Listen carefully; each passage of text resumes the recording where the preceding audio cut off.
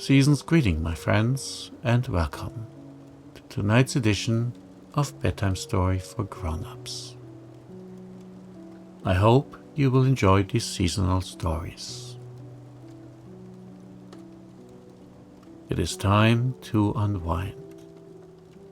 Find yourself a place where you can relax. Once you are snuggled in and cozy, take a deep breath. Your day has come to an end. There's nothing else left for you to do but listen to the story and fall asleep. And so, let us begin. Toinette and the Elves. The winter sun was nearing the horizon's edge. Each moment the tree shadows grew longer in the forest.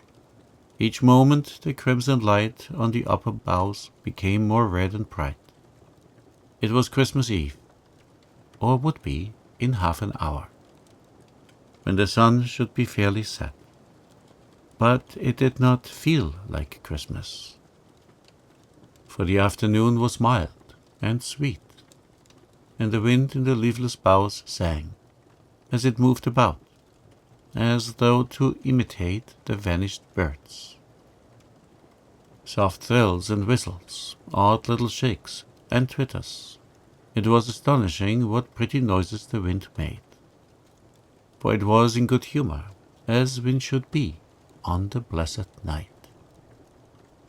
All its storm tones and bass tones were for the moment laid aside, and gently, as though hushing a baby to sleep, it cooed and rustled and brushed to and fro in the leafless woods. Toinette stood, pitcher in hand, beside the well.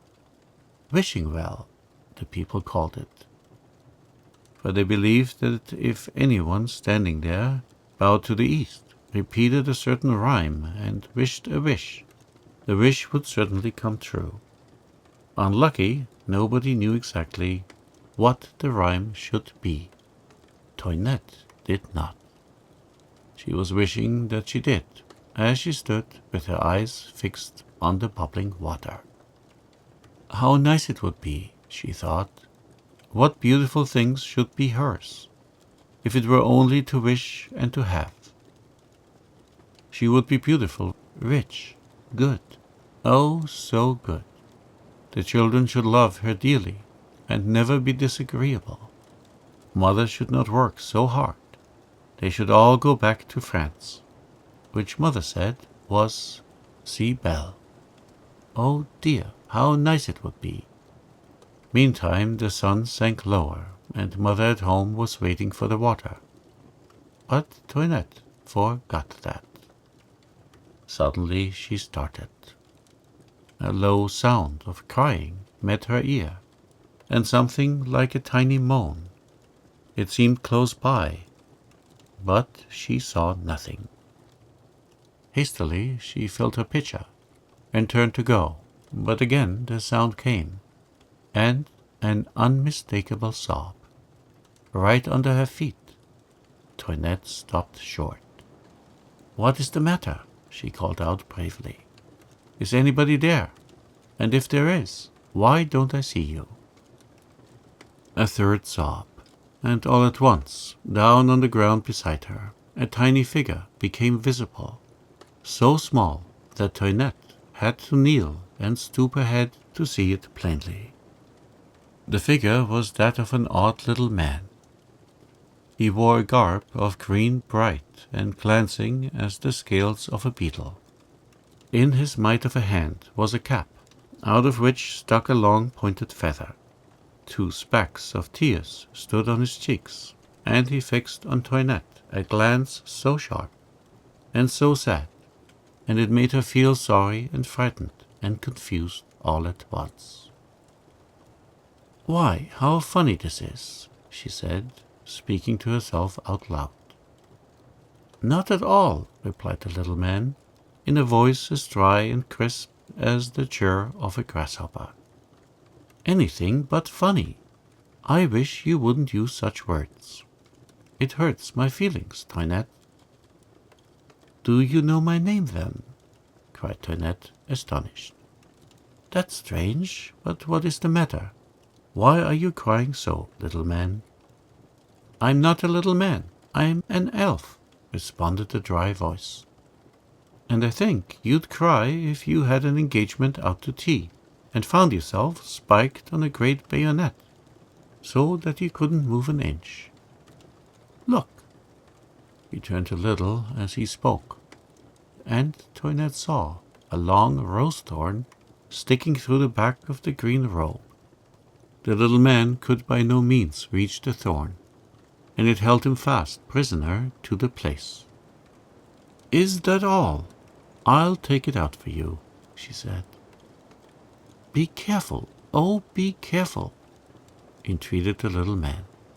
"This is my new dress, you know, my Christmas suit, and it's got to last a year. If there's a hole in it, Biscoe will tickle me and Bean Blossom tease, till I shall wish myself dead." He stamped with vexation at the thought.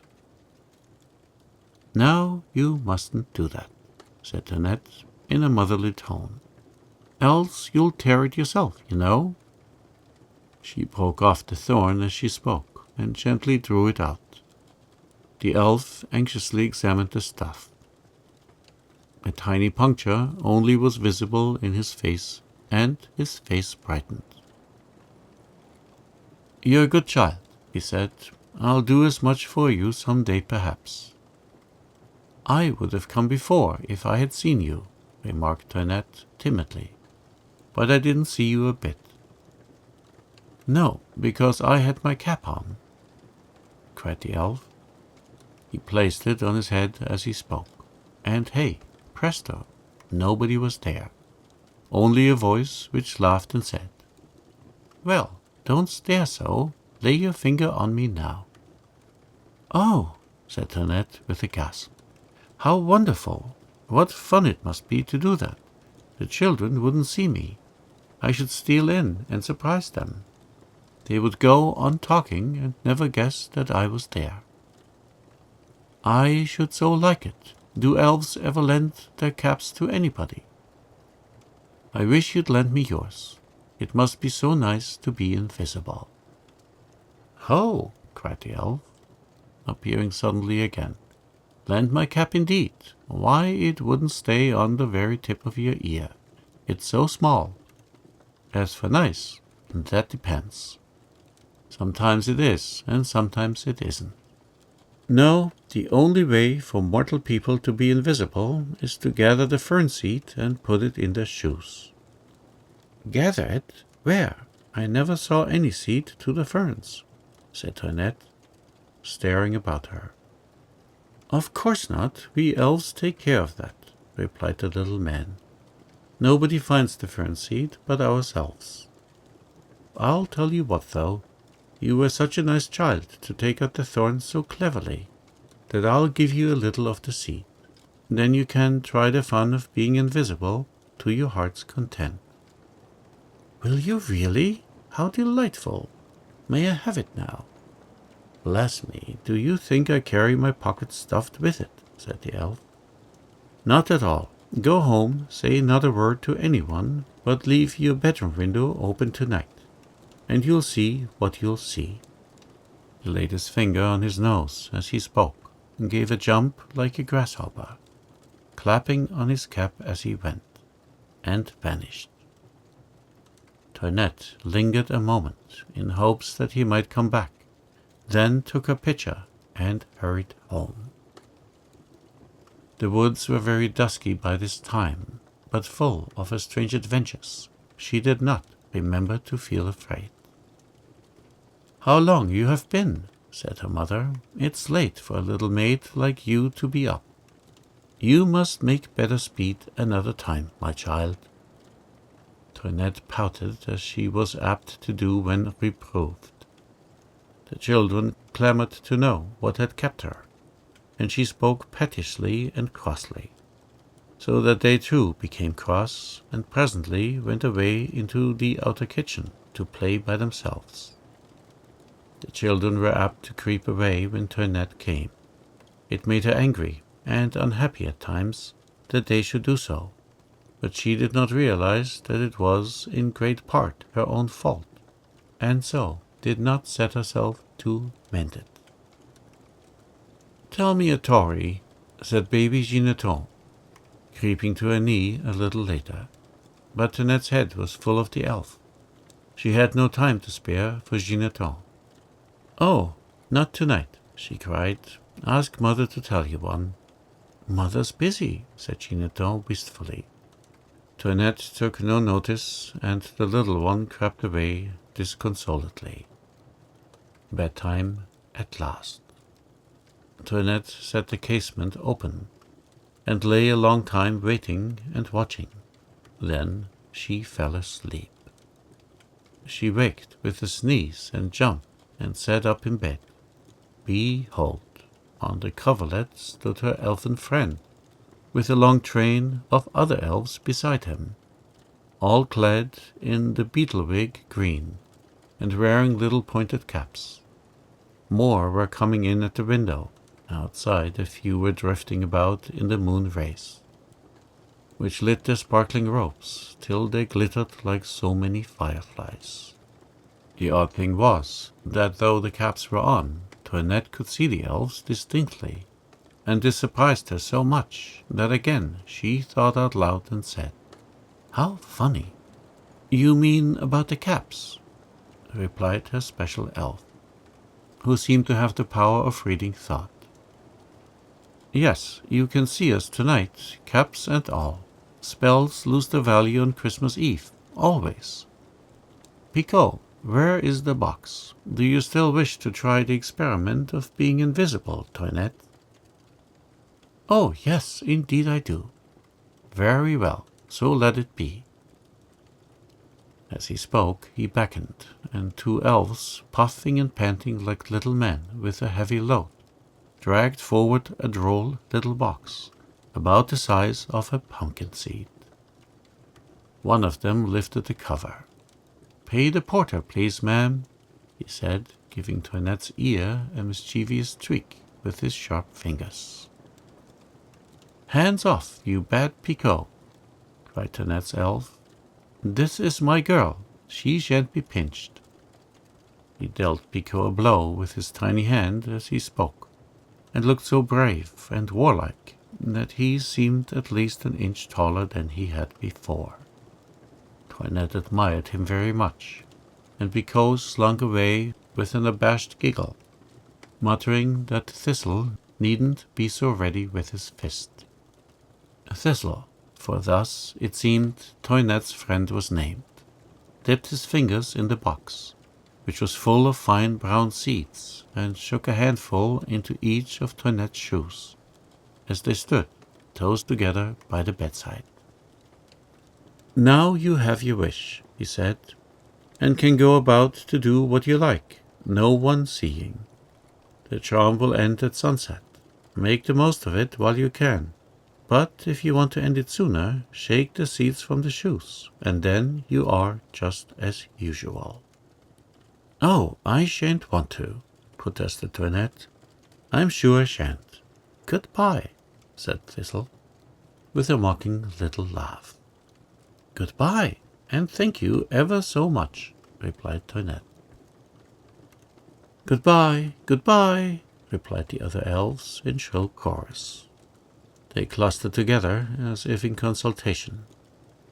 Then straight out of the window they flew like a swarm of gauze-winged bees, and melted into the moonlight.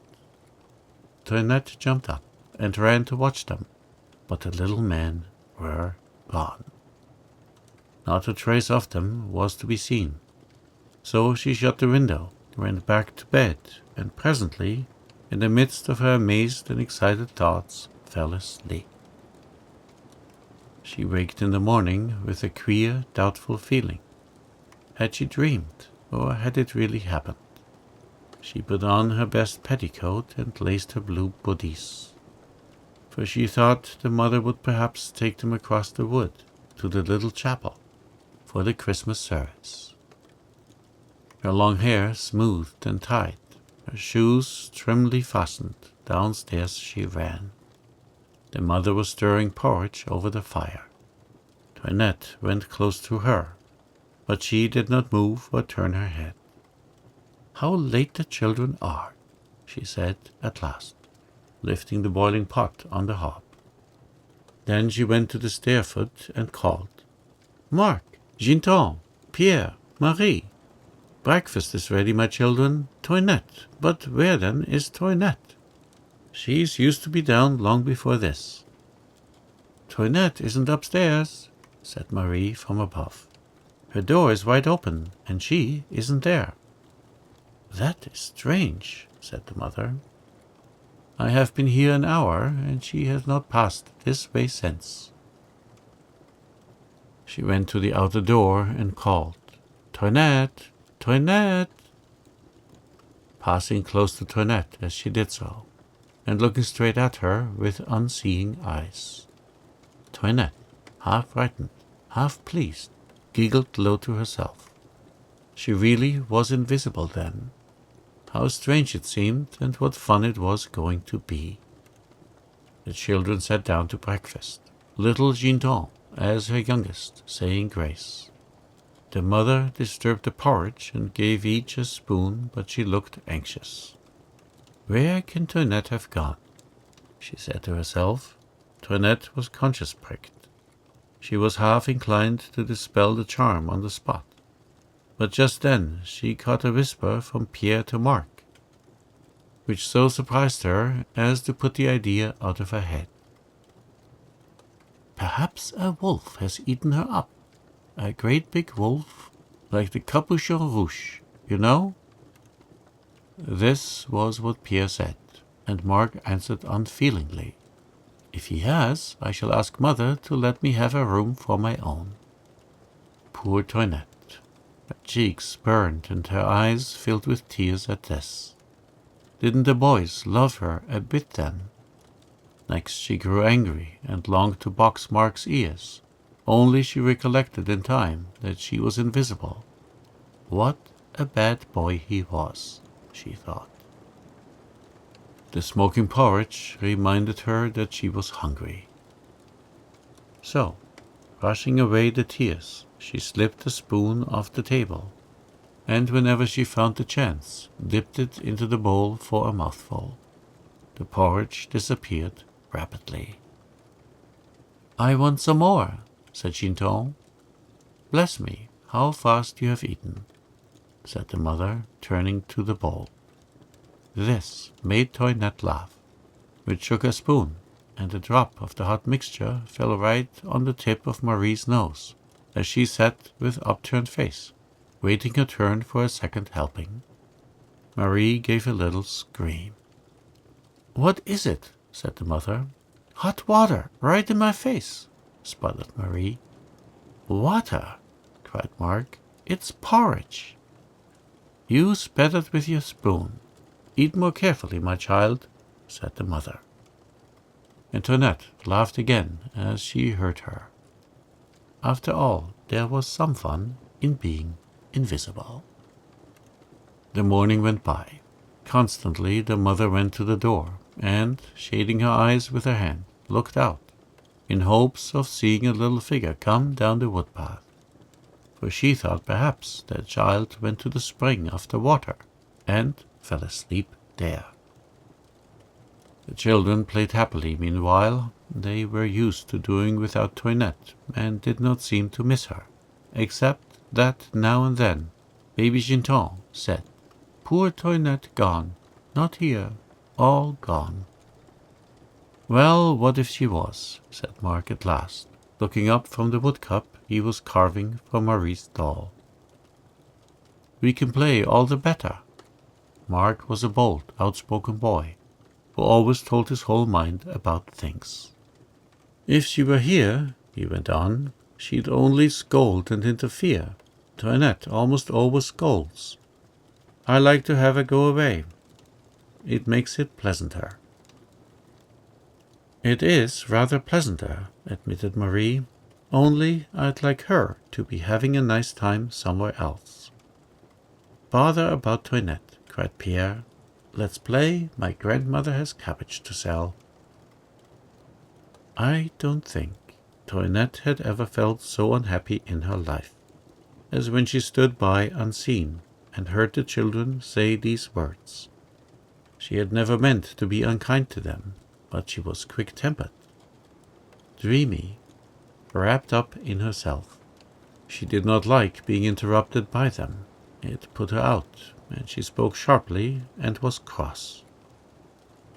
She had taken it for granted that the others must love her by a sort of right, and the knowledge that they did not grieved her very much.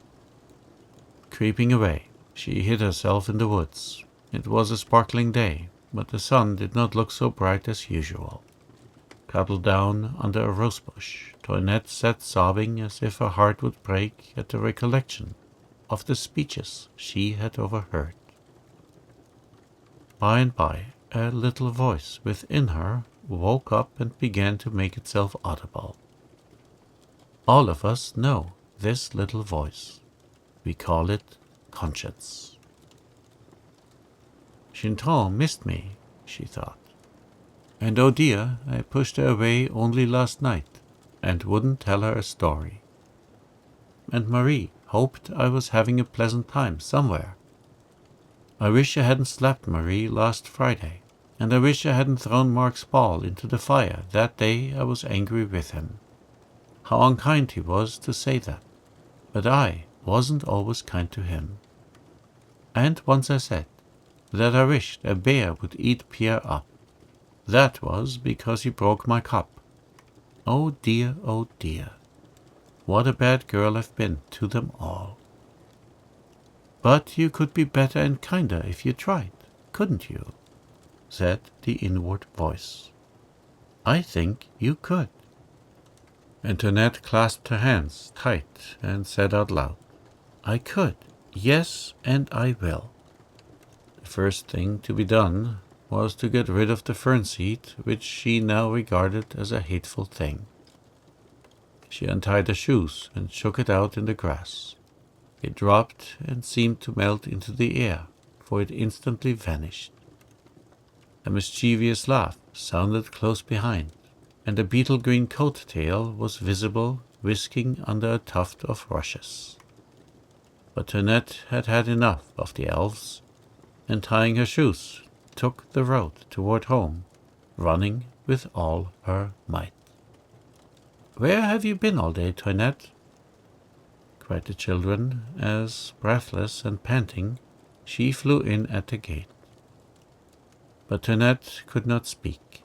She made slowly for her mother, who stood in the doorway, flung herself into her arms, and burst into a passion of tears. Ma chérie, what is it? Whence hast thou come? Asked the good mother, alarmed.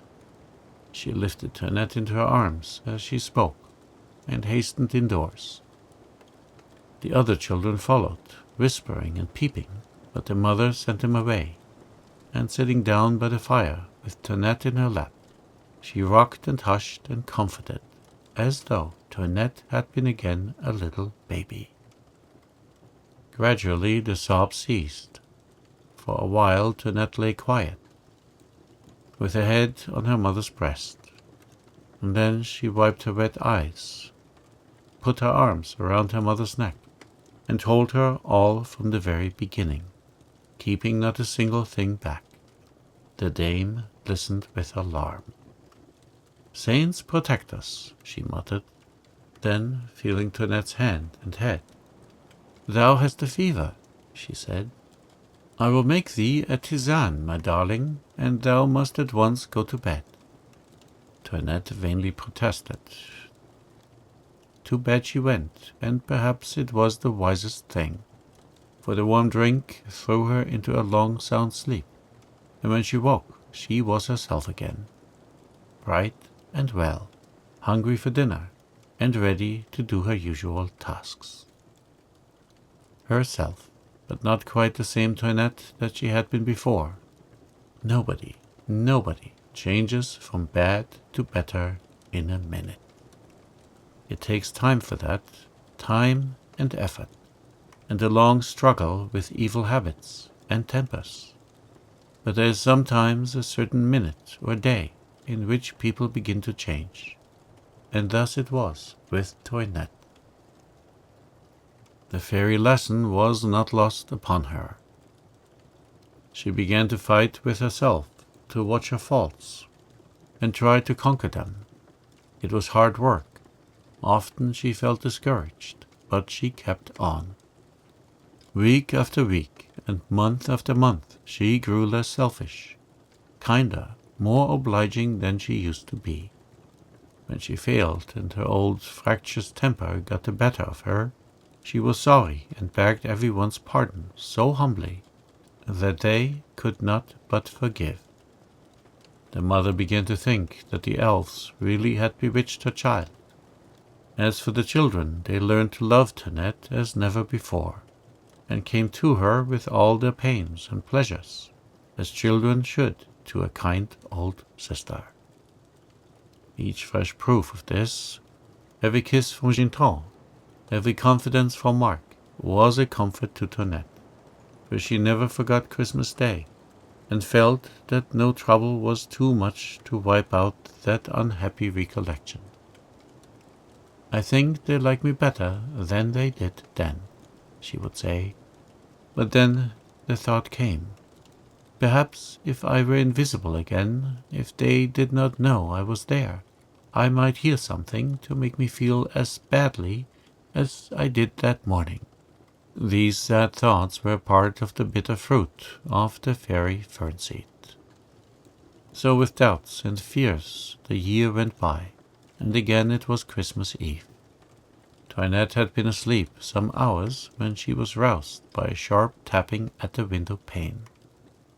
Startled and only half awake, she sat up in bed and saw by the moonlight a tiny figure outside, which she recognized. It was Thistle, drumming with his knuckles on the glass. "Let me in!" cried the dry little voice. So Toinette opened the casement, and Thistle flew in and perched as before on the coverlet. "Merry Christmas, my girl," he said, "and a Happy New Year when it comes. I've brought you a present." And, dipping into a pouch tied round his waist, he pulled out a handful of something brown. Toinette knew what it was in a moment. "Oh, no!" she cried, shrinking back. "Don't give me any fern seeds. They frighten me. I don't like them." "Don't be silly," said Thistle, his voice sounding kind this time, and earnest. "It wasn't pleasant being invisible last year, but perhaps this year it will be. Take my advice and try it. You'll not be sorry." "Shan't I?" said Toinette, brightening. "Very well, then I will." She leaned out of bed and watched Thistle strew the fine dust-like grains in each shoe. "I'll drop in tomorrow night and just see how you like it," he said. Then, with a nod, he was gone. The old fear came back when she woke in the morning, and she tied on her shoes with a tremble at her heart. Downstairs she stole. The first thing she saw was a wooden ship standing on her plate. Marc had made the ship, but Toinette had no idea it was for her. The little ones sat round the table with their eyes on the door, watching till Toinette should come in and be surprised. "I wish she'd hurry," said Pierre, drumming on his bowl with a spoon. "We all want Toinette, don't we?" said the mother, smiling as she poured the hot porridge. "It will be fun to see her stare," declared Marc. "Toinette is jolly when she stares. Her eyes look big, and her cheeks grow pink. André Brujon thinks his sister Aline is prettiest, but I don't. Our Toinette is ever so pretty." "She is ever so nice, too," said Pierre. "She's as good to play with as a boy," he finished triumphantly. "Oh, I wish my Toinette would come. said Gontran. Toinette waited no longer, but sped upstairs with glad tears in her eyes. 2 minutes, and down she came again, visible this time. Her heart was light as a feather. "Merry Christmas!" clamored the children. The ship was presented, and Toinette was duly surprised, and so the happy day began. That night, Toinette left the window open and lay down in her clothes, for she felt, as Thistle had been so kind, she ought to receive him politely. He came at midnight, and with him all the other little men in green. "Well, how was it?" asked Thistle. "Oh, I liked it this time," declared Toinette with shining eyes. "And I thank you so much." "I'm glad you did," said the elf, "and I'm glad you are thankful, for we want you to do something for us." "What can it be?" inquired Toinette, wondering. "You must know," went on Thistle, "that there is no dainty in the world which we elves enjoy like a bowl of fern-seed broth. But it has to be cooked over a real fire, and we dare not go near fire, lest our wings scorch, so we seldom get any fern-seed broth. Now, Toinette, will you make us some?" "Indeed I will," cried Toinette, "only you must tell me how." "It is very simple," said Picot. "Only seed and honey dew. Stir from left to right with a sprig of fennel. Here's the seed and the fennel, and here's the dew. Be sure to stir from the left. If you don't, it curdles, and the flavor will be spoiled." Down into the kitchen they went, and Toinette, moving very softly, quickened the fire, sat on the smallest bowl she could find, and spread the doll's table with the wooden saucer which Mark had made for Gontran to play with. Then she mixed and stirred as the elves bade, and when the soup was done, served it to them smoking hot. How they feasted! No bumblebee, dipping into a flower cup, ever sipped and twinkled more rapturously than they.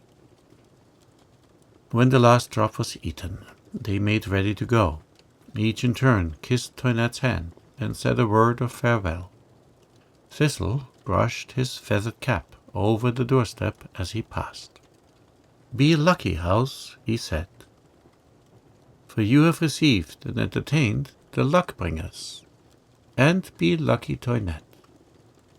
Good temper is good luck, and sweet words and kind looks and peace in the heart are the fairest of fortunes. See that you never lose them again, my girl." With this, he, too, kissed Toinette's hand, waved his feathered cap, and were. They all were gone, while Toinette, covering the fire with ashes and putting aside the little cups, stole up to her bed, a happy child.